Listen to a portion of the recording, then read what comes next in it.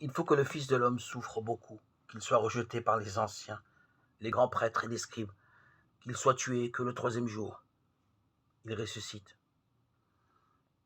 Celui qui veut sauver sa vie la perdra, mais celui qui perdra sa vie à cause de moi la sauvera. Luc 9, 22-24. Tout est dit. Jésus prépare les siens à l'issue de la mission qu'il a reçue de son Père.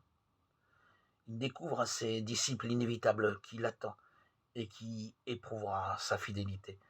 Il connaîtra les douleurs de la passion, ceux qui représentent symboliquement toute la foi d'Israël et la première alliance refuseront de le reconnaître comme celui que Dieu envoie.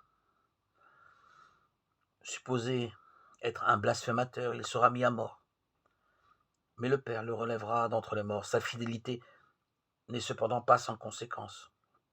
Elle dépasse le tragique d'une destinée singulière.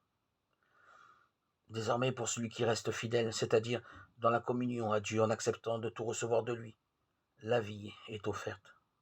Non pas un supplément de jours tel que l'expérimentera Lazare, mais la vie qui, cette fois, ne se terminera pas parce qu'elle est la vie même de Dieu, inscrite au plus profond de nous.